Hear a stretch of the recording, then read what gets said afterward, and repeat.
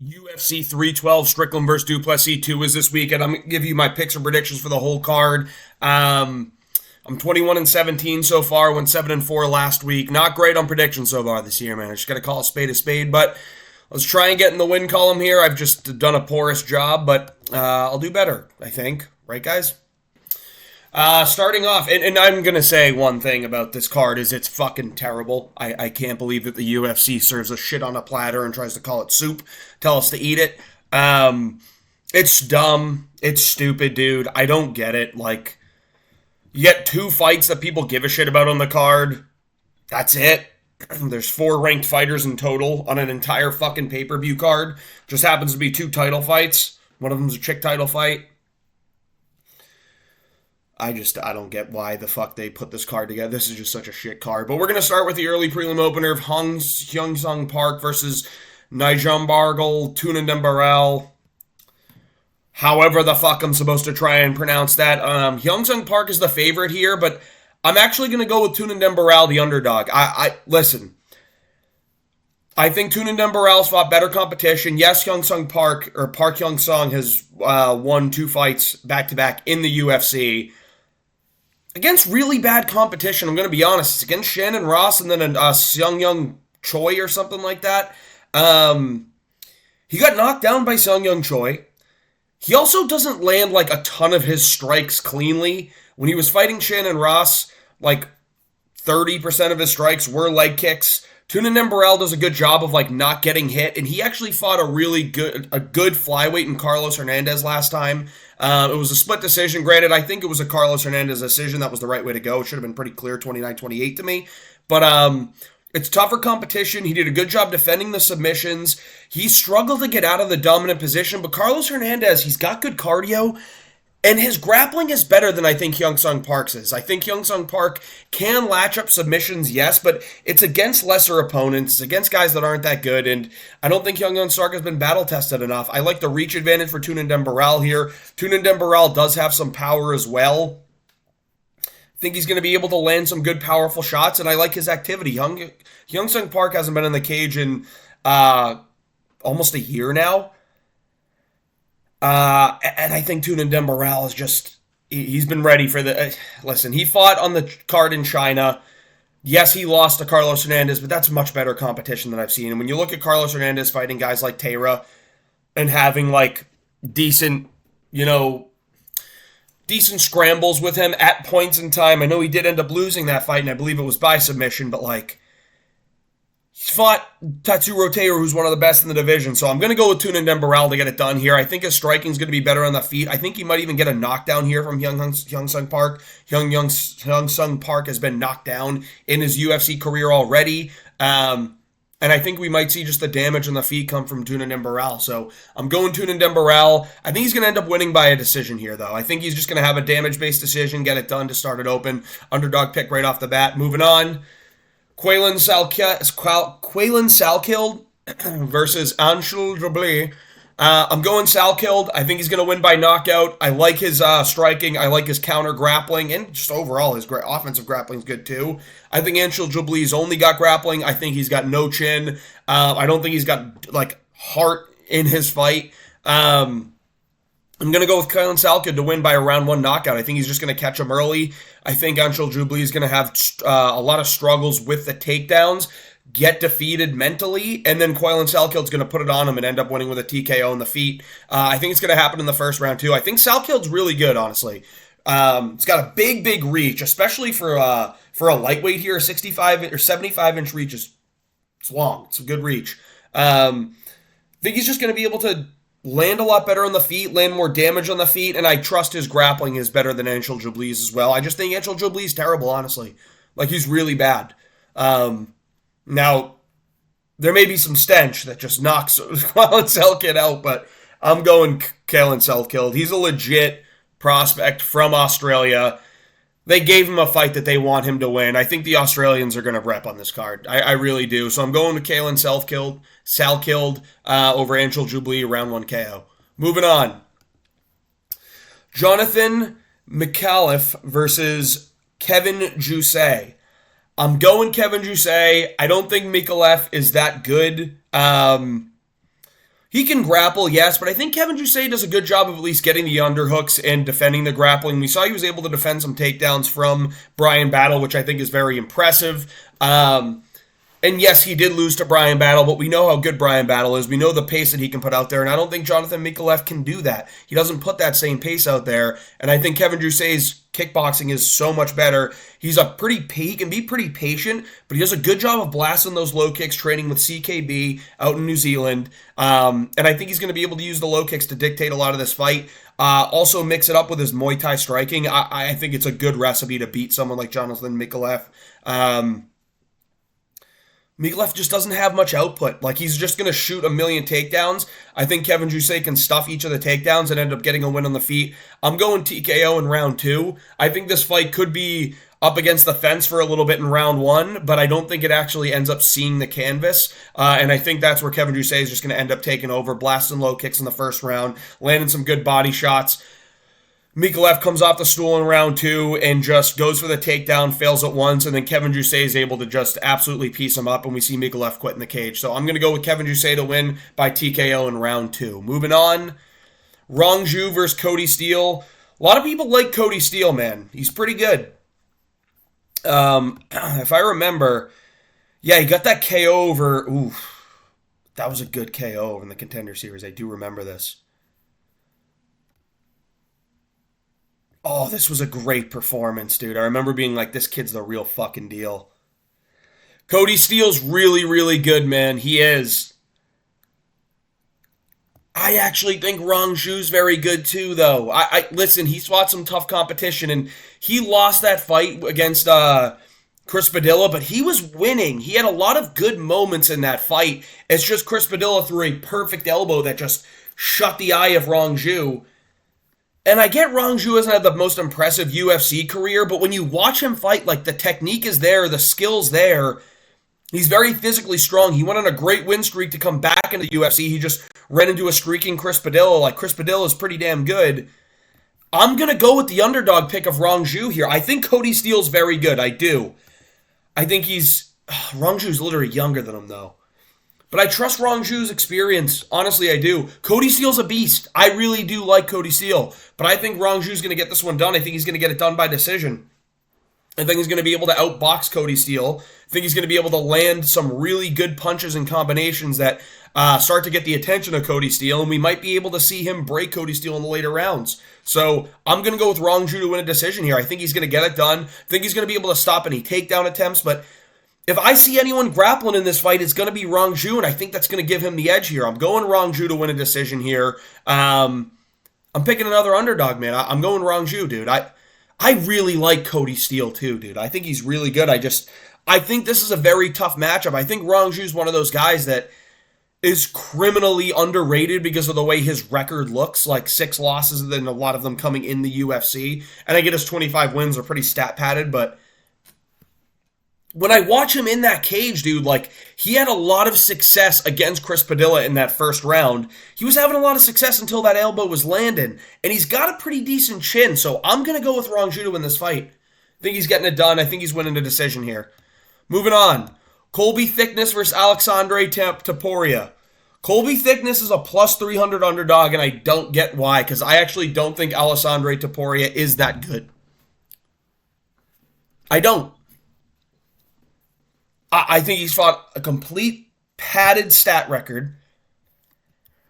But is Colby Thickness even that good? Like, that's the thing. He trains with Volk. We all know that. Hasn't fought the greatest competition. Listen, guys, I don't think Alexandre Topuria is that good. I think he's overhyped as shit. I think he's fought a bunch of tomato cans. But I think they were trying to pick an opponent that will give him the win. So I am going to go with Alexandre Topuria to win. I don't think it's going to be overly impressive. I think Colby Thickness is also just not that good. I'm going to be real. Maybe I'm proven wrong here, but I'm going with Alexandre Topuria. I don't think the odds make sense. Do not put Topuria in your parlay. Do not. Minus 400, it makes no sense to me. Might even sprinkle some money on Colby Thickness, but I can even see this going to a decision where they just give it Alexandre Topuria because he's the name. And I get it. Oh, we're in Australia. Why wouldn't they give it to the Australian fighter? Because it's not the Australia that's going to get what they want. It's the UFC that's going to get what they want. And they want another fight of Alexander Topuria. They don't want him getting fraud checked that early. I think they specifically found a fighter for him that they think is a good stylistic matchup, and I think it's going to be Alexander Topuria that gets it done. I don't know the method. I'm not predicting the method. I'm just going to say Topuria gets it done in a honestly lackluster, low technique fight. So Alexander Topuria, I'm picking here. I think he's going to get the win. Moving on, Wayne Kong versus Bruno Brazil. I think Bruno Brazil has improved tremendously, but I am going to go with Wayne Kong. I think her striking's just better. And yes, Gabriela Fernandez caught her, but Gabriela Fernandez fought a really good fight, and I honestly think Gabriela Fernandez is a lot better than we had originally anticipated. I think she fought the perfect fight, and listen, Wayne Kong was having some great moments and won the first round there, but she got caught with a big shot, and then one of the quicker back takes that we have seen in women's MMA was Gabriela Fernandez being able to jump the back. It was a sick upset, sick win. I don't think Bruno Brazil is that quick with that. And I watched her piece up Molly McCann with body shots and stuff too. Bruno Brazil is more of a striker than a grappler, and I think when someone's just purely trying to strike with Wayne Kong in the kickboxing, I think they're going to struggle big time. And I think if there's going to be moments where they clinch up, I think Wayne Kong's going to be better at defending the clinch game than defending the takedown game. Don't trust Bruno Brazil's takedown game that much. I don't think it's that impressive. So I'm going to go with Wayne Kong to win this fight. I think she can find a KO. I think she can find a KO in like round 2 or 3. So I'm going Wayne Kong KO. I get it. She got fraud checked in her last fight. I don't think it was a fraud check. I think Fernandez just found a way to get the win. Like it was just... I don't think the Wayne Kong experiment's over, I guess is what I'm going to say. I'm going Wayne Kong to win by round 2 KO. Think she's just the better striker here. I do understand that Bruno Brazil's good. I don't like a minus 450 underdog here again. I think those odds are a little bit skewed, but I do think Wayne Kong finds a way to get it done. I think she lands a nasty shot that gets the KO. She's got something to prove in this fight. I think she's going to be a lot hungrier after that loss, and I'm going to go with Wayne Kong to win this fight over Bruno Brazil. So Wayne Kong, round 2 KO. Moving on. Slava Claus versus Tom Nolan. I'm picking Vyacheslav Barshev. I don't like Tom Nolan's grappling game. He doesn't really have one. I don't like his chin. He gets knocked down in every single fight. And if we're going to do a striking battle, I'm not picking someone that has no grappling to beat Vyacheslav Barshev. I'm really not. I think Slava Claus is one of the better strikers in the division. Yes, Tom Nolan has an insane reach. 73 inches. Which actually goes to show you how much more insane the Quaylen Selkilde reach is. But I'm going to go with Vyacheslav Barshev. I don't see Tom Nolan being able to outstrike Slava, and I don't think he's good enough to implement any kind of grappling here. I think Slava has done a much better job defending grappling than people have anticipated in fights past. And I think he's going to be able to just land a combination that puts Tom Nolan to sleep in the first round. We see Tom Nolan get hit in the first round every single time and get knocked down. Like he got hurt by Alex Reyes at points in time. He got knocked down. He got knocked out by Nicholas Mota. He got knocked down by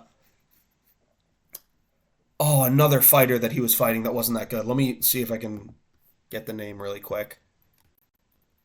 Victor Martinez, he got knocked down. Those are not good fighters. Like, he hasn't fought people that are that good. I think Slava's a massive step up in competition, except for Nicholas Mota that he's fought. I think Slava's going to piece him up on the feet here. I think he's going to do a great job not only landing low kicks, but landing shots to the body to bring those hands down from Tom Nolan, and then be able to land a combination that finishes with a left hook up top. I'm going flash left hook KO round 1 from Slava. I think it's going to be a really, really good... It's going to be one of those highlight reel KOs that we're going to see. I'm going Vyacheslav Barshev, round 1 KO over Tom Nolan. Moving on. Gabriel Santos versus Jack Jenkins. Gabriel Santos is really fucking good.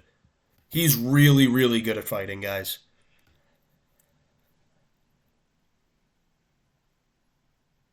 Dude, did I mistake? No, I didn't. Yeah. I think Yiza sucks. Yiza's the one that sucks. Rongju is the one that's good. I was like, was I talking about Rongju thinking it was Yiza, but I wasn't. He got KO'd by Onama, but Onama's good, and he took Lerone Murphy to a split decision, but then he took fucking Yiza to a decision, bro. If I'm remembering this fight right, he did dominate the whole thing. He did beat his fucking ass the whole time, didn't he? This is the Rongju fight. Let's just go back and look at that. Yeah, Rongju was landing. And then it was Yiza versus fucking Gabriel Santos. Gabriel Santos beat the fuck out of Yiza. Dude, I think Gabriel Santos is really good, man. I think Jack Jenkins is also really good. And I think that the judges can give Jack Jenkins a decision here. I love the low kicks from Jack Jenkins. I'm going to go Gabriel Santos, man. I like Jack Jenkins as an underdog pick, but dude, I'm going for Gabriel Santos. I actually think Gabriel Santos is really good. He's fought tremendous competition. Yes, he can be chinned. And yes, Jack Jenkins is in his prime, but Gabriel Santos is entering his prime, already having fought great competition. I think he can mix up the grappling a lot with his striking a lot better than Jack Jenkins is. I think the power's on the side of Gabriel Santos. The reach is on the side of Gabriel Santos. The technique might be on the side of Jack Jenkins in terms of setups, but I like the ability of Gabriel Santos to blend his grappling with his striking, and I think that's going to be a lot here for Jack Jenkins to deal with. I'm going to go with Gabriel Santos to win this fight. I think he wins a decision here. Split. I'm going split decision win for Gabriel Santos. I can see Gabriel Santos getting fucking robbed, honestly. It just feels like one of those fights to me, but I'm going to trust him to win. I'm going to trust the judges to put the right decision together. I think the low kicks could be a problem, but I think Gabriel Santos is going to be the one that does more damage, implements a little bit more grappling, mixes things up, and gets the cleaner win here. I'm going Gabriel Santos to win a decision. A lot of people are going to pick Jack Jenkins as an underdog, but I'm going to go with Gabriel Santos. I think he's good enough. Moving on. Francisco Prado versus Jake Matthews. Now, let's see how many fights in a row Jake Matthews has won, because there's a little bit of a story and a trend to tell in his career. When you look at the guys he's fought, though, like, when this is the story, dude, look at how many fucking UFC fights he's had. Been in the UFC since 2014. How old is he now? 30. Bro, he's had so many UFC fights. Like, let's get to where it gets relevant, which is, like, I'm going to say 2019 on. Lost Anthony Rocco Martin, win against lackluster opponents, get the Diego Sanchez win. And then he gets submitted by incredible competition in Sean Brady.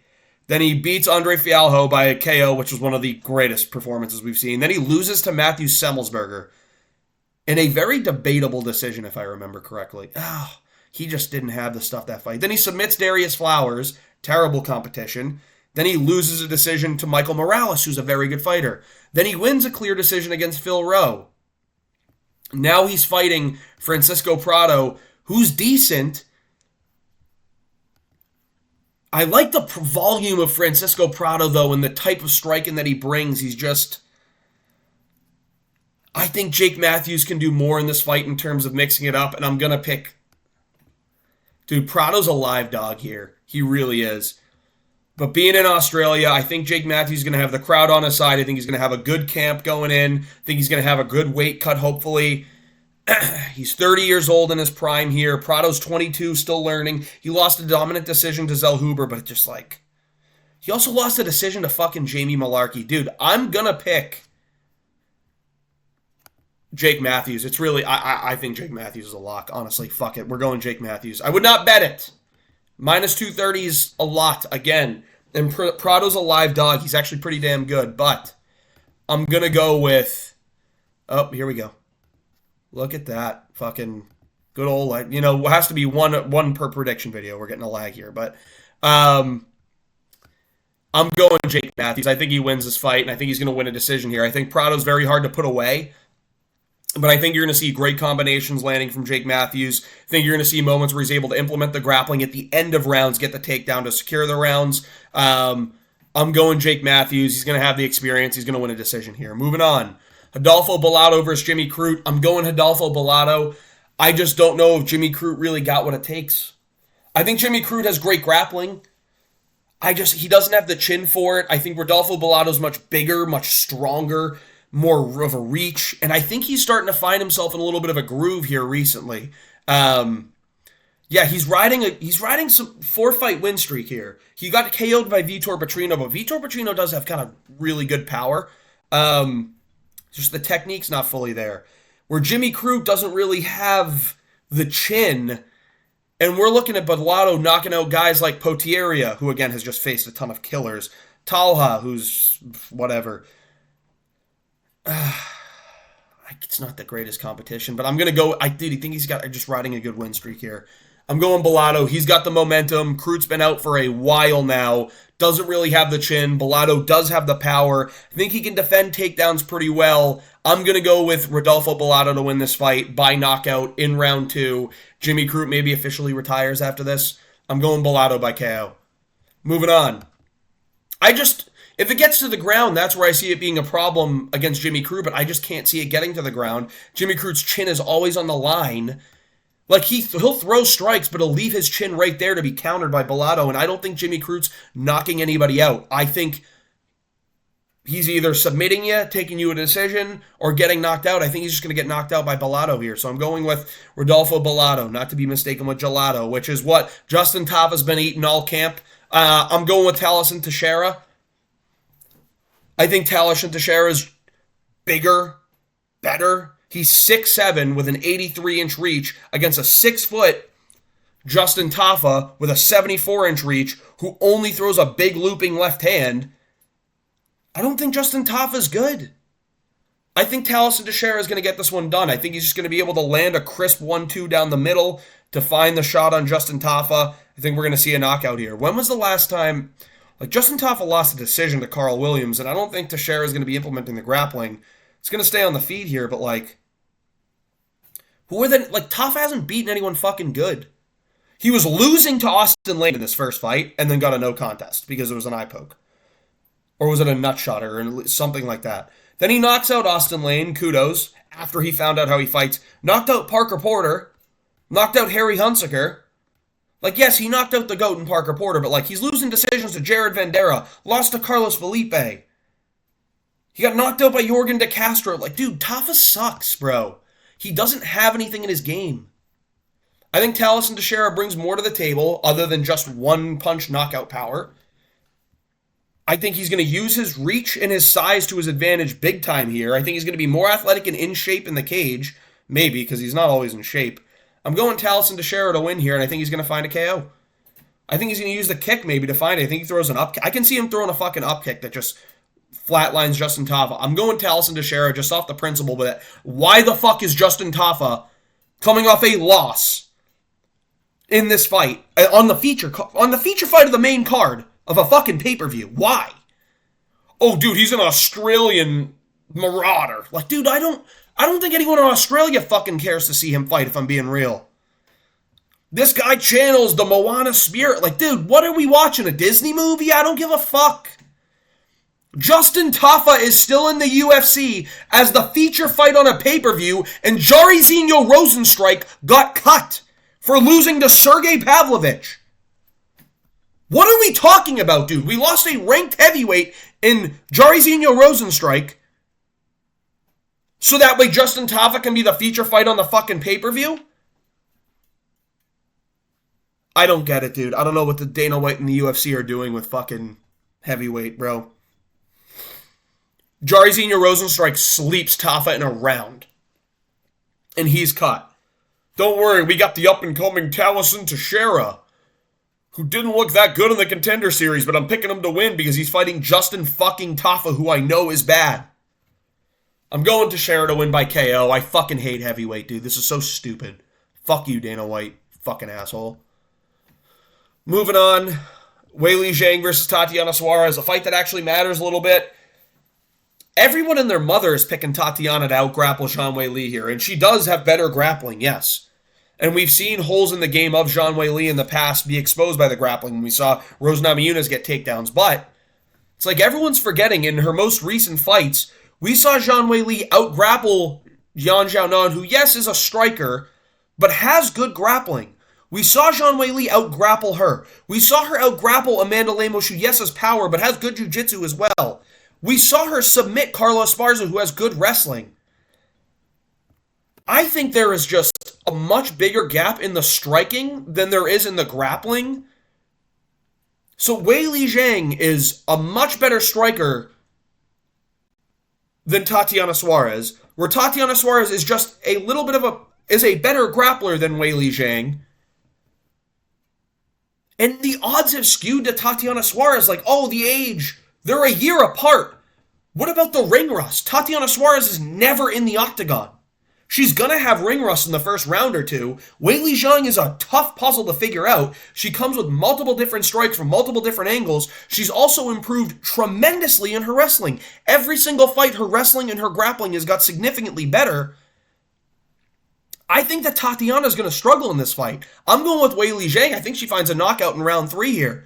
I think she's going to be able to land a lot of body shots. I don't think you're going to see many kicks here. That's the thing, is I think you're going to see Weili Zhang throw a lot less kicks than you're traditionally seeing. And I think when they're in the boxing range, Tatiana is going to go for the clinch, but Weili Zhang's going to be able to like slip out, throw an elbow behind it, and then a left hook, and then back out of range again. I think that you're going to see that the distance management from Weili Zhang is going to dominate this fight for however long it lasts, and I think her counter grappling is finally going to be good enough. People are saying, dude, there's a ton of grappling holes in Weili Zhang's game. But I've seen her consistently improve every single time she gets in there, to the point where I don't know that the holes are going to be exposed by Tatiana Suarez. Tatiana Suarez is struggling to get into the octagon consistently. Like, yeah, she submitted Jessica Andrade, but we know Jessica Andrade isn't that good at grappling, specifically. Like, she's physical. Montana De La Rosa's the fight before that. Like, what? Terrible company. Nina Nunes, Carlo Esparza, KO. Like, but that's back in 2018. She has 2 fights in 2018. Oh, she dominated Grasso and Esparza, 2 champions. 6 years ago. Sorry. 6.5 years ago now. But then she beat Nina Nunes in 2019, 5 years ago, by decision. Oh, but she subbed Montana De La Rosa, who's what, fucking 19-12? Sorry, 13-9, even worse than I thought. I don't get it. Then Andrade, who we've also seen lose a million fights. It's just like she's not fought the best competition, dude. I honestly would have picked Verna Jandiroba to beat Tatiana Suarez. I think Weili Zhang is going to beat Tatiana Suarez. I think she's going to win by KO in round 3. Everyone's picking Suarez. I don't want to say this is a casual pick here, because a lot of people who are more intelligent than me are picking Suarez, but like,